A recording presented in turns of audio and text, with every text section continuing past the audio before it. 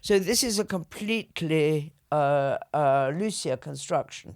And how she does this, or what's so moving about this, to my mind, is that in doing this, she takes Wenders out of the sphere of the professional into the sphere of the woman he was involved with, and how she then takes him into this completely different world of the personal.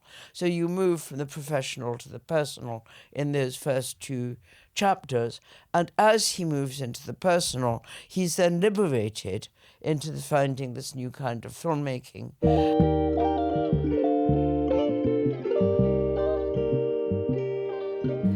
Thanks very much for the presence of everyone here. If I may, I would like to introduce a key person in this film is Tatiana Germano. She's the editor of the film, the voice of Glauber Rocha, Victor Fraga, and many other friends who really helped. Francisco, cadê o Francisco? Where's Francisco? Francisco helped us with the sound. He was our sound consultant and a supporter throughout. And we have John Gibbs and Andrew, and not least the wonderful Laura Mulvey, who's such a fantastic support throughout.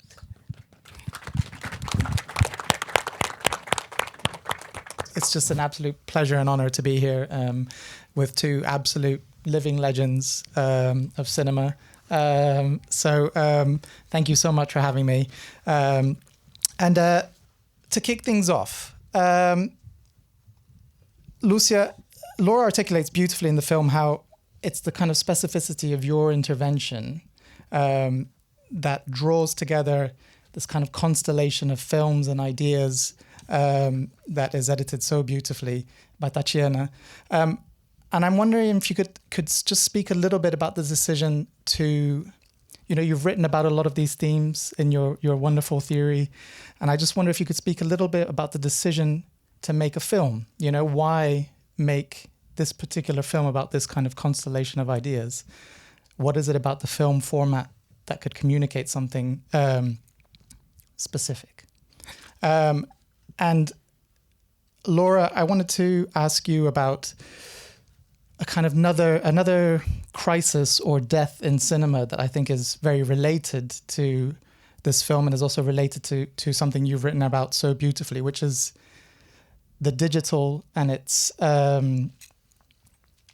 how it has sort of changed cinephilia, how it's changed spectatorship, but in a sense has also changed filmmaking, because a film like this wouldn't have been possible or would have been much more difficult before the affordances of the digital.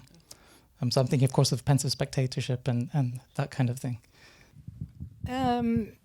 Yeah, I come from academia. I'm not a filmmaker as such, but there is precisely this fact that you just mentioned, that the digital revolution meant that there was a kind of devolved authorship of cinema from those who are the professional filmmakers and those who are supposed to be critics of films, and suddenly they can grab from the films that they are watching and make films of their own, and poach from the great ideas, great images, great sounds that they have, and make another film, another creative object out of that. This was enabled by digital technology, and the first person to notice this switch and this dissolution of authorship that the digital has enabled was Laura Mulvey, sitting next to me here, when she theorized about the pensive spectator, and she wrote that when just out of watching VHS tapes. It wasn't the kind of digital technology that we have today, where you don't have anything physical. By the way, the entire film here must sound so strange for new spectators listening. They ran over film and they couldn't make the film anymore. So how is that possible? You could just put another card there, you know. But anyway, so Laura realized that the kind of spectators in the digital age had changed significantly, because the spectator could stop, rewind a tape, slow down, interrupt, go somewhere, come back. And she discovered a number of invisible scenes in the films that she was analyzing by precisely acting like this as a spectator.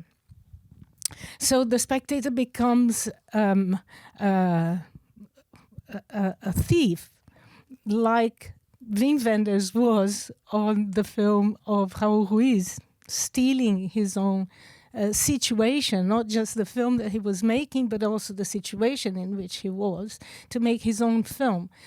And that sends us back to an age where cinema seemed to have stopped itself, an age which we got used to call as the postmodern condition, where story ran out of subject matter. History had come to an end. The end of history was announced. Hollywood ran out of subjects to write about, was also confronting the competition with television, so they had to look back to their early successes and try to remake them, and also look outside, look at Europe to see how they could poach from the talents in Europe. And at the same time, that generation of the new waves and new cinemas in Europe, the German New Wave, and before that, the French New Wave, they were coming to an end as well. And Wim Wenders, Werner Herzog, Werner Schröter, Fassbinder died. And they were all traveling abroad to make films elsewhere, and not anymore about their country. It wasn't a national cinema anymore.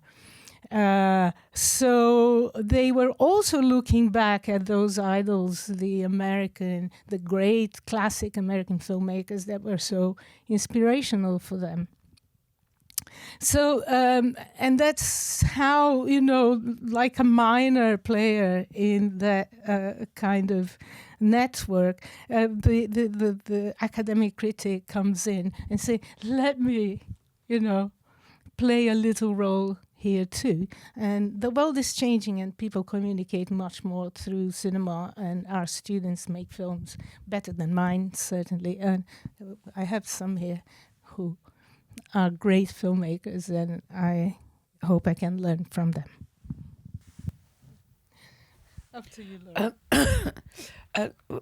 Lucy, I can only really echo some of the things that you've said.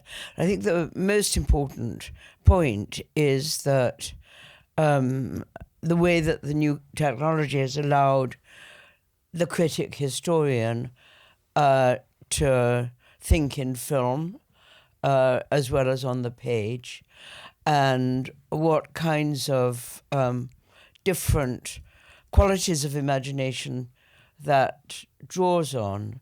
Now, I'd like to talk a little bit about the film and why I find it so fascinating. Was this a moment for me to do that? Because then we can kind of chat more loosely, perhaps. But if I could get some of my thoughts off my chest first. Because I think we could also say, it was very nice of you to talk about my new discovery of my new forms of spectatorship in the mid-90s. And I think it'd be nice to come back to that when we talk about 1994, which is, in a sense, the crucial point you jump to in the film, and why 1994 was so important. Obviously, it's partly to do with the centenary of cinema, and that we might talk about the deaths in the earlier period, but that was the time when everybody talked about the death of cinema, whoever you were. But I'd just like to say a few things about what I found so fascinating in this movie. And I'm not probably saying anything that people haven't already spotted. It's that in a way, films to die for, and we might also point out that Films to Die For has a kind of ambivalence in it. You can say Films to Die For in the sense of it's so beautiful, it's so wonderful, film is so wonderful, like fashion to die for, frock to die for, something to die for. But then Lúcia has actually turned that image into actually one of death as well, so that the question of death and desire are completely intertwined together. But what I find so fascinating is the way that she has picked up a series of repetitions. You might almost say layers, like a kind of layers of geological layers between certain films and certain moments of filmmaking, and seen those and then added her own layer of commentary on top of it. So I want to talk a bit about doubling and doubles, and also about linearities or non-linearities, and to think about the way in which Lúcia has brought these images, tropes, whatever we might call them, together in the film. One of the things I like so much about it is that although it does tell a story and it goes from one point to another, the way it does so, and I spent a lot of time today trying to think of the right words for this without getting it right. I tried to think about a film that's made around a stream of consciousness that jumps from idea to idea, and so is not afraid in the slightest of digression and going off on a tangent, we might say, stream of consciousness, we might say, but and also in that sense commenting on the ways in which the films themselves were also doing that.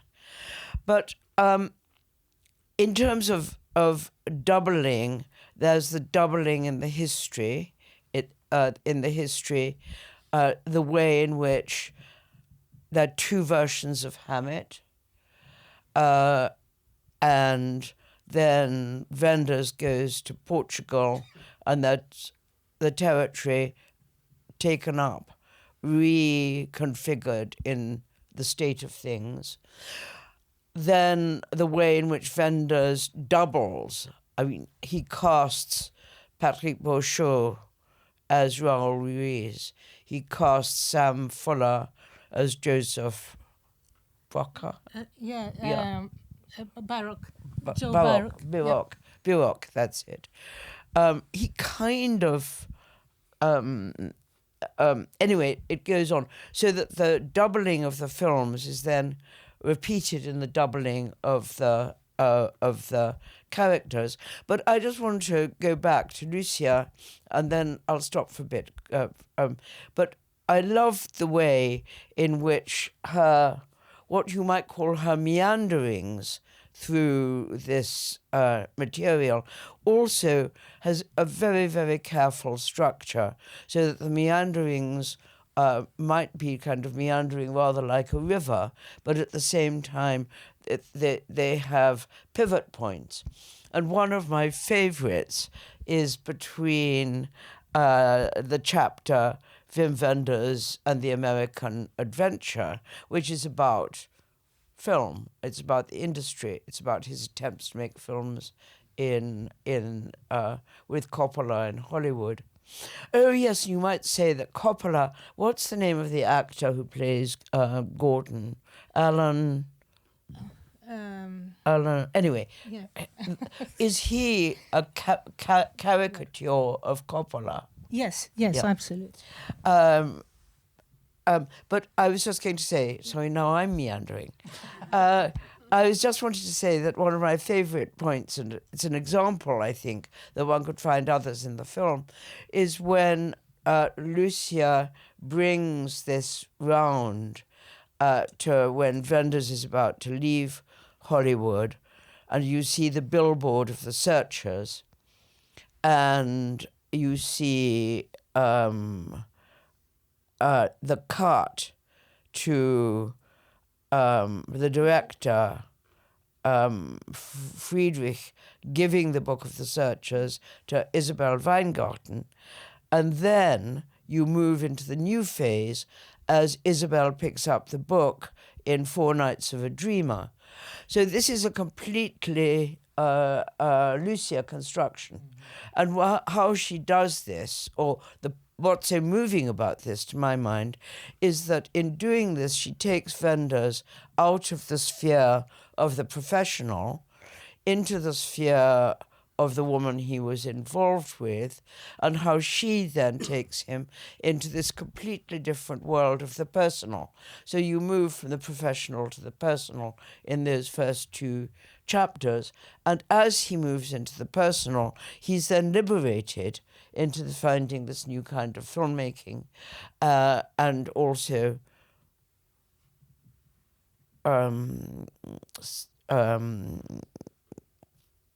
the special word I'm looking for. Also, it leads him to think about the gaps and the connections between the cinema in the US and cinema in Europe. So that was just one little example of how Isabel Weingarten. Now, I think that's beautiful, Lucia. And so you too must have worked hard on this. And so in a sense, this is taking us into the materiality of your film, where you're commenting on these things that exist already, but it's very poignantly done. If I can just say one last thing, it happens again in another very elegant way when the section on black and white is more realistic, which is really about film itself and cinematography, and suddenly you move out of Sam Fuller playing not only Baroque but also Alekan, and talking about acting, talking about film, and then suddenly he becomes himself, and he's Sam Fuller, and where Wenders allows him to move out of character. Wenders then starts giving anecdotes about Fuller, how he made him make Alice in the Cities. Then Alice in the Cities allows you to introduce Walter Salles and Central Station. So there again, it's a kind of extraordinary displacement which makes a condensation. Wonderful. Absolutely. I mean, it's and yeah, that's the intervention could only be done by you, as Laura says, and bringing in Glaubet-Horscher into these kind of these eddies, as you call them. But we might say Glaubet-Horscher is both the starting point and the finishing. Yeah, absolutely. Yeah. So, Lucia, do you want to respond at all? Well, if we talk go a little bit about into your actual work on the film. if we go into these doubling or trebling, because the film actually is talking about three kinds of death. So there is the fictional death in cinema, where two characters are killed in a very kind of thriller mode of, of a chase. They are being chased by a certain mafia of cinema or something, and then they end up dead, the two of them. This is the fictional death. We have the death of cinema that is announced as a kind of meta commentary on what's happening, so the death of cinema. And then for me, who have always been studying realism, what really mattered was the real death of Glauber Harscher that connected so well with those two deaths. So that's what really pulled me into, or down to earth, into saying this has a political meaning, it has a historical meaning, and it deserves to be exploited in that kind of way, because the end of cinema for Glauber Harscher meant his own death, literally. And the fact that Patrick Beauchot had managed to capture these last and crucial and liminal moments in the life of Glauber Harscher in a film that disappeared, but we have some fragments that remained in which he says, Sintra is a beautiful place to die. And I've done what I should have done already, because Che Guevara died when he was 38 and I'm already 42 and it's too much for a Latin American. So, and I loved the women I wanted to love. I made the films I wanted to make. And I traveled the world. I went to the places I wanted to have been. And so my mission is complete, and he smiles too. And that also, that nerve of Patrick Beauchot, est-ce embêtant de mourir maintenant? How can you ask, is it annoying to die now? It's such a terrible question, because Glauber was actually very ill. We don't know exactly what the death or what the disease was. It is supposedly, many people say it could have been one early case of AIDS, because he had been in Africa, and we still didn't know at that point yet how to classify that disease, but many of his symptoms seem to match what a patient of AIDS would have suffered.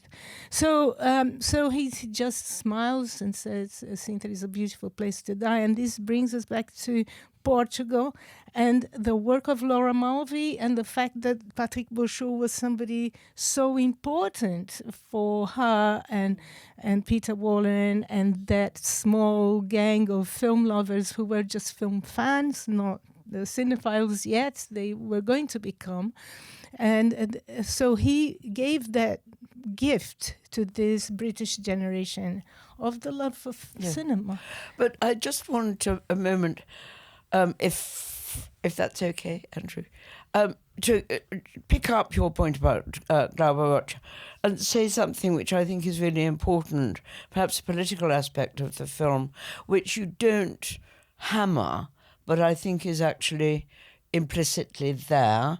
And this is, I just wanted to know what you thought. It's something I think is deeply there but not totally expressed, which is Glauber Harscher was one of the great heroes of the new Brazilian cinema, which was itself killed by the dictatorship. So is there a sense that he's also dying out of the death of Brazil itself? And then when you say at the end, well, Walter Salles makes it absolutely clear that it was impossible to make films, or difficult to make films, until the end of the Collor regime. And he said that we were making no films in this year, that year. We had been making, so there had been films in between.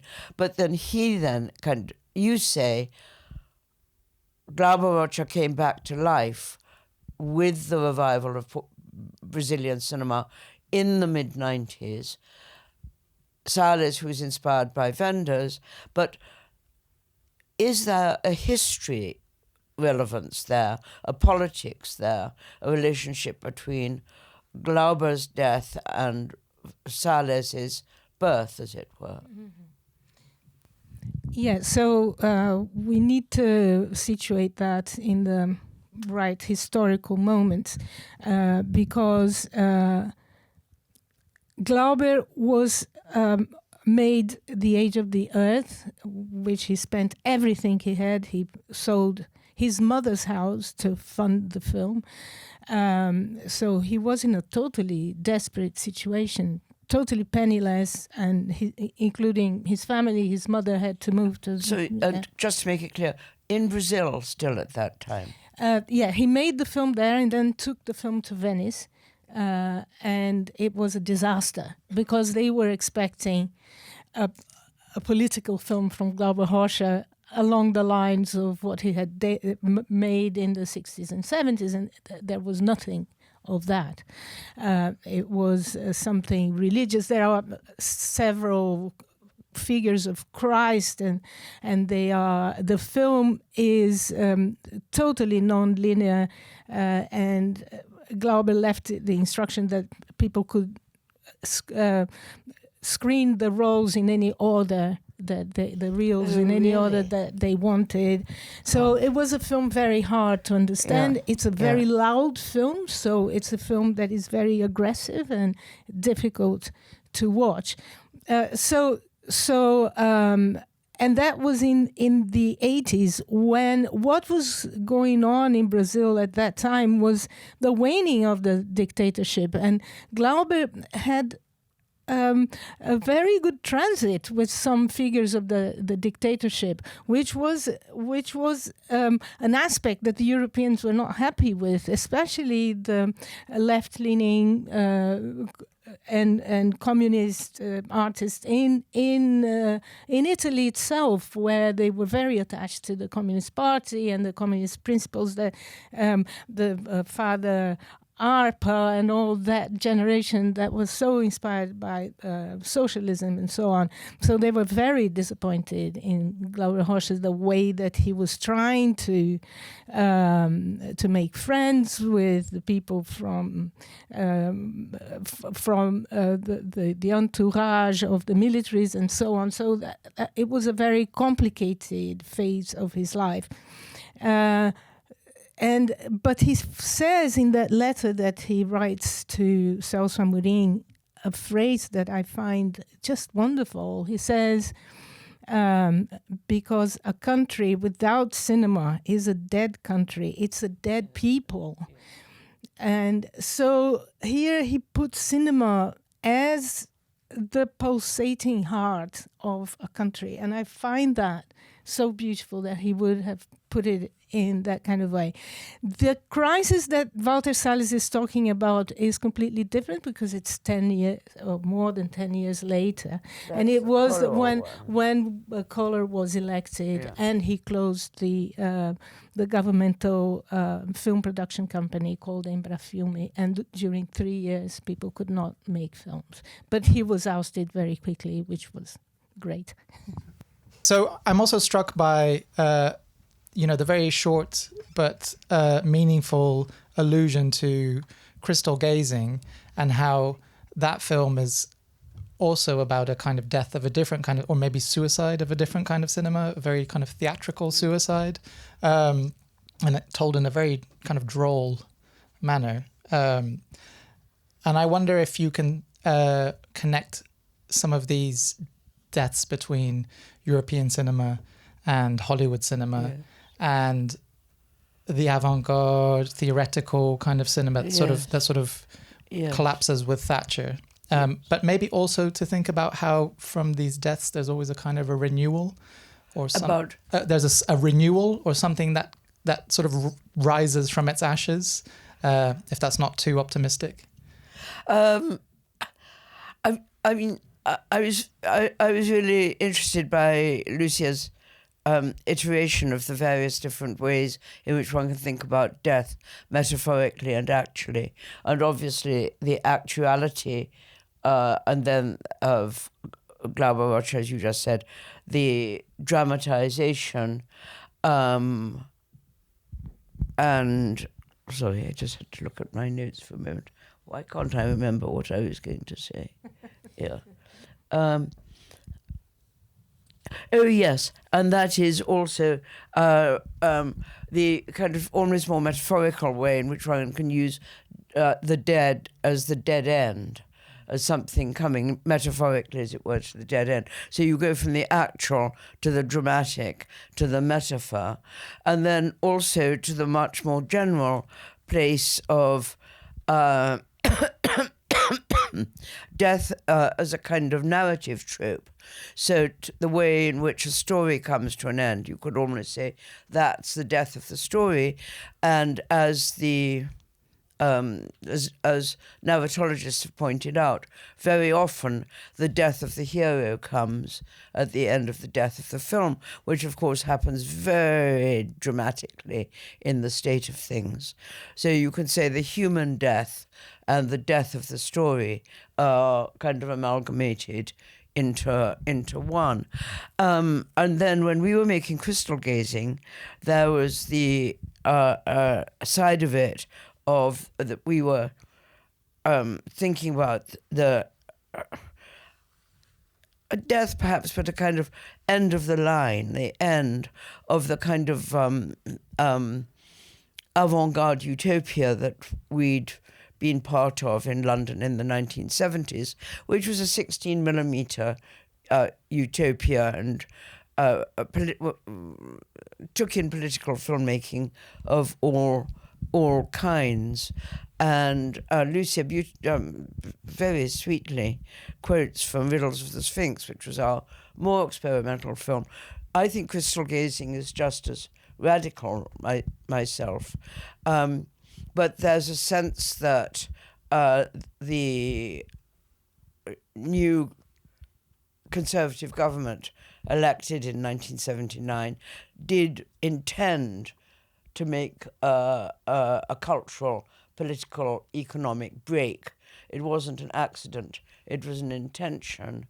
And we were around that time thinking about the way in which at certain moments you have a freedom to be an avant-garde movement, because we felt we were a movement. We weren't just individual filmmakers. We were part of a movement. And we were thinking back with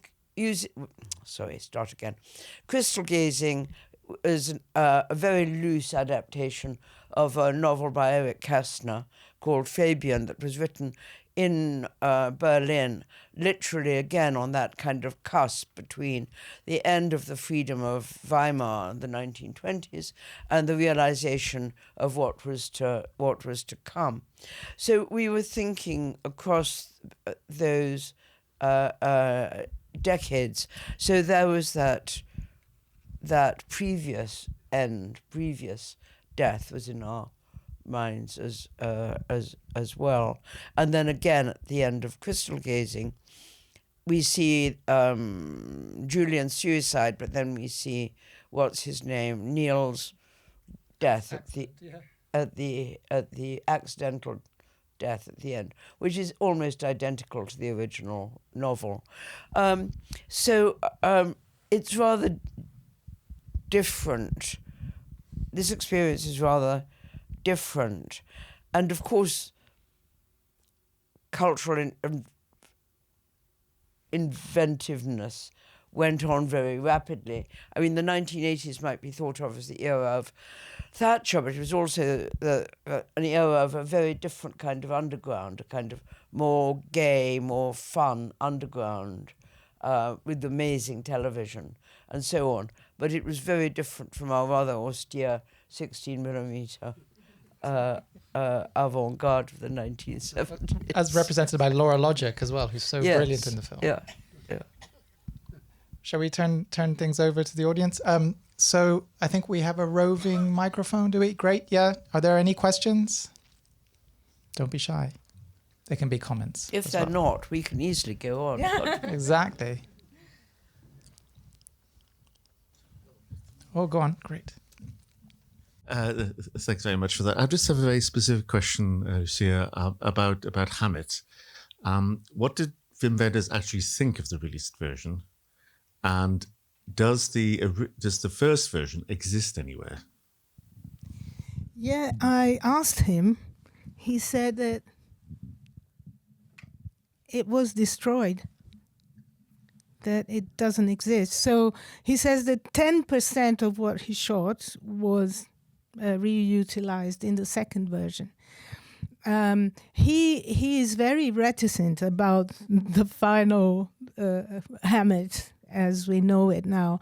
It seems almost like a film that he wants to hide or to forget about, because, as he says, it's not his ability. He was imposed a number of requirements to shoot inside a studio that he was not used to work in.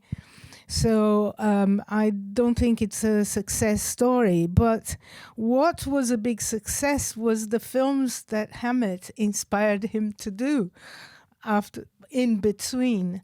So he has that film, that documentary that he did about the making of Hammett, which is a kind of, letting out all his frustration with the making of Hammett. And then there is The State of Things, which is the condensation of that inner fight that he was finding himself in between the forces of America and the forces and his own natural tendency to be more realistic, to shoot in black and white, to leave the actors more freely doing what they know what to do, and also giving more freedom to the technicians. So I think there is those two opposite forces inside him, and this compensated for the failure of Hammett. I think he considers it a failure. Oh, another one over here. This will be a very practical question, but it just felt to me a bit like individual films are like trees in a forest, but underneath there's all this sort of myco-connected tissue that we're just not aware of, and unless we dig into it and find those kind of connections.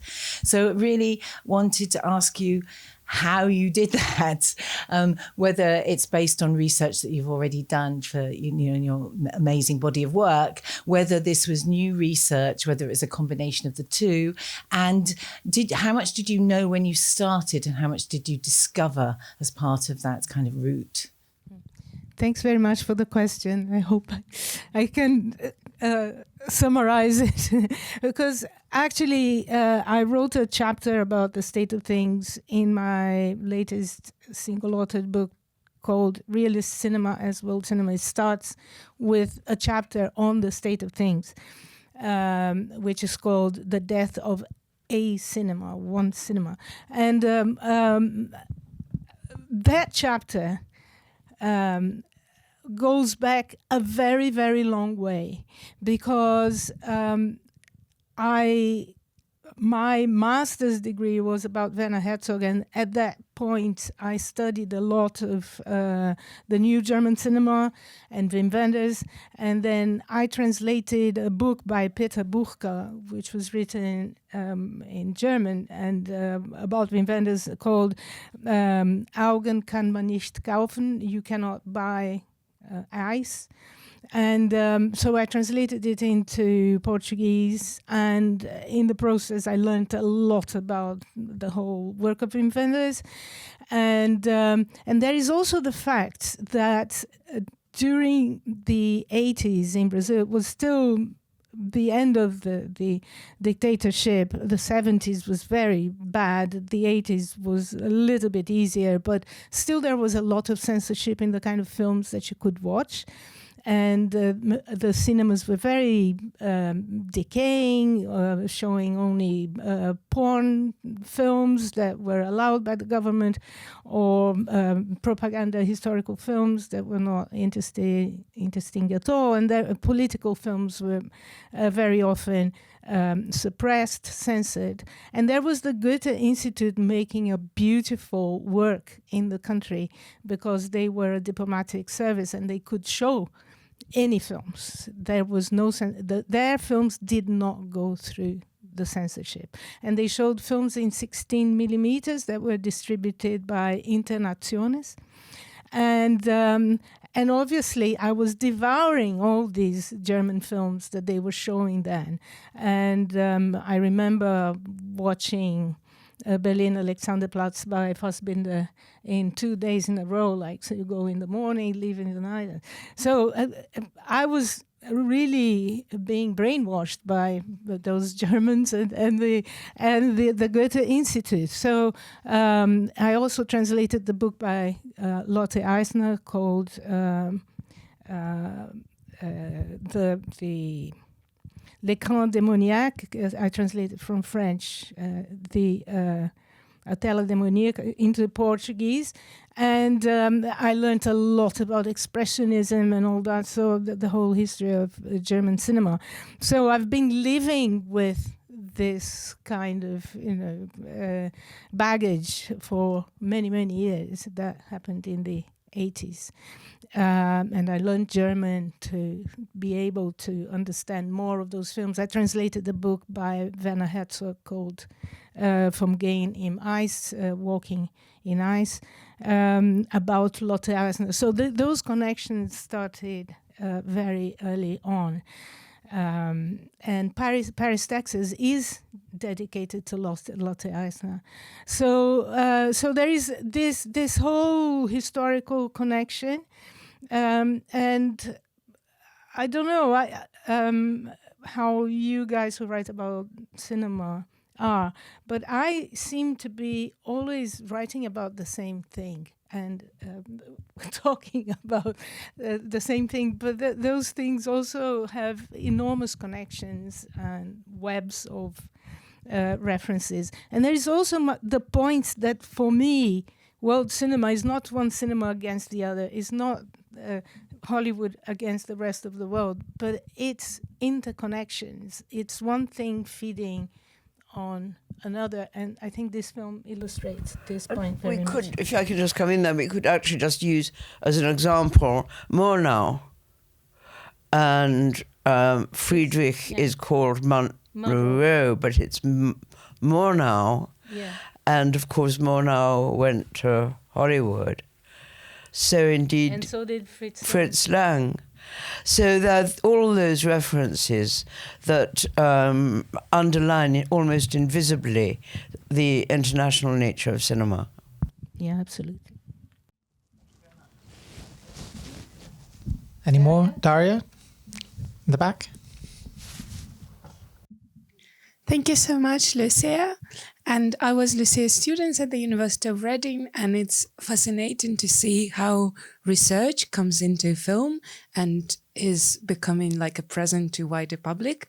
And I wonder, this being your second film out of your more academic practice, I wonder, how do you feel about that? And if you already have any further plans, but more as like, how do you feel about sharing your knowledge in that form?